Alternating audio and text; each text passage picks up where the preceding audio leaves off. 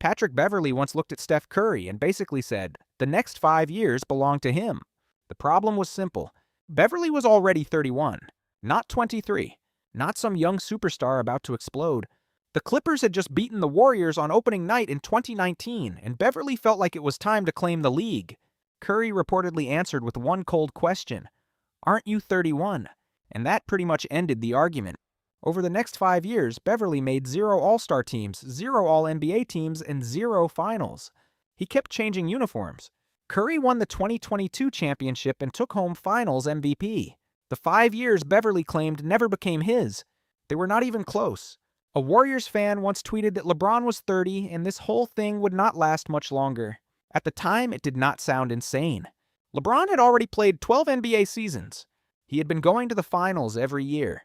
The mileage was real, but LeBron did not follow the normal timeline. After that tweet, he reached the finals in 2015, 2016, 2017, and 2018. Then he brought Cleveland back from a 3-1 deficit against Golden State. Then at 35, he won another title with the Lakers. He became the NBA's all-time leading scorer. Then he passed 40,000 points. That tweet did not age badly by a little. It aged badly in every possible way. Michael Jordan was drafted 3rd overall by the Bulls in 1984, and right after the pick, Chicago's own front office lowered the ceiling. They said they wished he were 7 feet tall. Then came the part that aged horribly. Jordan was not going to turn the franchise around. At the time, the NBA was still ruled by big men. Teams wanted centers. Nobody fully understood that one guard could rewrite the league. Then Jordan happened. Rookie of the Year, 10 scoring titles, 5 MVPs, 6 championships, 6 Finals MVPs. The Bulls went from irrelevant to a global dynasty. Jordan did not just turn Chicago around. He turned the Bulls into one of the most famous sports brands on earth. Jalen Brunson was once called not a real one, a player for the Knicks. The main reason was size. Small guards usually do not fit the old championship blueprint. And at the time, the argument was not crazy. Brunson had played next to Luka in Dallas. He was good. But was he really the center of a major franchise? Then he started answering every question on the floor. The Knicks won more. Madison Square Garden came alive again. Defenses were built to stop Brunson, and he still kept scoring. He controlled late games. He became the face of New York basketball. And once the Knicks started going deeper, the debate became harder to defend. Brunson did not just look like a 1A. He became one. Ja Morant was once asked which team worried Memphis the most, and he pointed to the Celtics.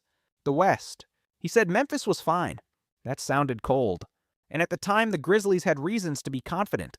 They had just won 56 games. Ja was all NBA. Memphis was young, loud, fast, and looked like it was building towards something serious. Then the playoffs arrived. The Grizzlies faced the 7th-seeded Lakers. Memphis had home court, and they lost in 6. The fine in the West quote came back instantly. Then came suspensions, then injuries, then a season that fell apart. Memphis never took over the conference. Instead, they became one of the biggest what-if teams of the era. LeBron James once stood on a stage in Miami and started counting rings before the Big Three had played one real game. Not 1, not 2, not 3. And the number kept going. At the time, it made some sense. LeBron, Dwayne Wade, and Chris Bosh were all in their primes. Miami instantly became the team everyone wanted to beat. But that quote turned every normal expectation into a monster. Every loss became louder. Every playoff scare became national news. The Heat did win 2 championships and reached 4 straight finals.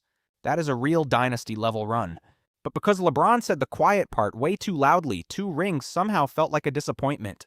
That is how dangerous one sentence can be. Paul Pierce watched the Celtics beat the Bucks in Game 1 in 2019 and immediately declared the series over. Boston had won big. Kyrie Irving looked sharp. The Celtics looked like they had control. So Pierce said it on national television, it's over. Then everything flipped. Milwaukee won Game 2. Then Game 3 in Boston. Then Game 4. Then Game 5. The Bucks won 4 straight and eliminated the Celtics without much drama.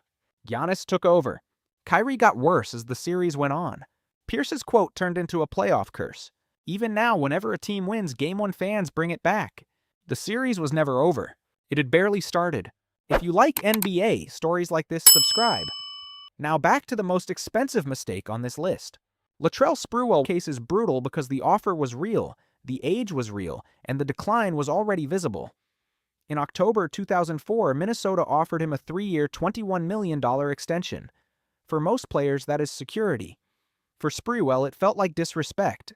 He was 34 coming off a season where the Timberwolves went 58-24, reached the Western Conference Finals, and he averaged 16.8 points as the third scorer behind Kevin Garnett and Sam Cassell. But the extension dropped him from his previous $14.6 million salary to roughly $7 million per year. So he rejected it and gave the line that became impossible to erase: he had a family to feed. The twist is that no better offer came. His numbers dipped, free agency arrived, and the market stayed silent. He never played another NBA game. The guaranteed $21 million vanished, and so did the final chapter of his career. That was not negotiation failing. That was self-valuation crashing directly into reality. The Sacramento Kings once had a chance to draft Luka Doncic and chose Marvin Bagley instead. This was not some mistake that only became obvious years later. Luka was already the EuroLeague MVP. He had already won against grown professionals. He was 19, but he did not feel like a mystery box. Dallas took him right after Sacramento passed, and within a few years, the gap became ridiculous. Luka became Rookie of the Year, then All-NBA, then an MVP candidate, then the engine of deep playoff runs. Bagley battled injuries, lost his role, and got traded. Sacramento chose fit. Dallas chose talent. One team got a franchise superstar. The other got one of the most painful draft misses of the modern NBA. Grant Williams once stared at Jimmy Butler in a heated playoff game and decided to talk. That was the mistake. Game 2 of the 2023 Eastern Conference Finals. Boston needed the win to tie the series. Williams hit a three, then started going back and forth with Butler. Jimmy heard it. Then Jimmy changed. He kept attacking Boston's weak spots. He hunted Williams. He scored. He smiled. Miami won the game, and afterward, Butler basically admitted the trash talk locked him in even more. Boston eventually fell behind 0-3. The Heat reached the finals. A role player tried to light a fire. The problem was simple. He lit it under the one player you never want to wake up. Rudy Gobert once walked out of a press conference and touched every microphone in front of the reporters. At the time, he treated it like a joke, but the timing was horrible. The NBA was starting to worry about COVID. A lot of people still did not understand how serious it was about to get. A few days later, Gobert tested positive. Jazz vs. Thunder was stopped right before tip-off. Then the NBA suspended the entire season. The microphone clip exploded everywhere. It became one of the images people connected with American sports shutting down. Gobert apologized later, but the footage never really went away. A small joke became attached to one of the biggest sports stoppages in modern history. Derrick Rose once said the Knicks were being put in the same super team conversation as the Warriors. That was the summer of 2016. New York had Carmelo Anthony. They added Rose Joakim Noah and Courtney Lee. Kristaps Porzingis was coming off a promising rookie season, but comparing them to Golden State was wild. The Warriors had just won 73 games. Then they added Kevin Durant. The Knicks had not made the playoffs since 2013. Still, Rose did not really walk it back. Then the season started. New York won 31 games. They lost 51. They finished 12th in the East. No playoffs. No super team. Nothing close. The quote became the perfect symbol of a Knicks season built on hype and destroyed by reality. Kyrie Irving once stood in front of a packed TD Garden and said he planned to re-sign with the Celtics. Boston fans lost it, and they had every reason to. The Celtics had just reached the Eastern Conference Finals without Kyrie because of injury. They had Jason Tatum, Jaylen Brown, Al Horford, Gordon Hayward, Marcus Smart, and a deep roster. Kyrie looked like the final piece.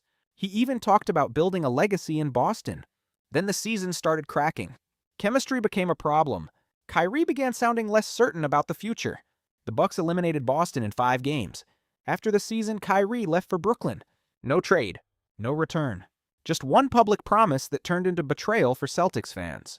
Sports Illustrated once put Dwight Howard and Steve Nash on the cover like the Lakers were about to take over the NBA. And on paper, the hype made sense. The Lakers had Kobe Bryant, Pau Gasol. Then they added Nash and Howard. It sounded like a video game roster. But the season broke almost immediately. The Lakers started 1-4. Mike Brown was fired after 5 games. Nash got hurt. Howard was not fully himself after back surgery. The locker room got tense. Kobe had to carry too much. Then he tore his Achilles. The Lakers made the playoffs as a 7th seed and got swept by the Spurs. 0 playoff wins. No dynasty. Just one super team that fell apart way faster than anyone expected. LeBron James and Dwyane Wade were once caught on camera fake coughing during the 2011 finals, clearly taking a shot at Dirk Nowitzki. Dirk was dealing with flu-like symptoms. Miami was still the stronger team on paper. LeBron, Wade, and Chris Bosh had created the scariest big three in basketball. Dallas looked like an older team trying to stretch one last miracle. Then the miracle became real. The Mavericks won Game 5. Then they won Game 6. Dirk delivered the first championship in Dallas history. He won Finals MVP.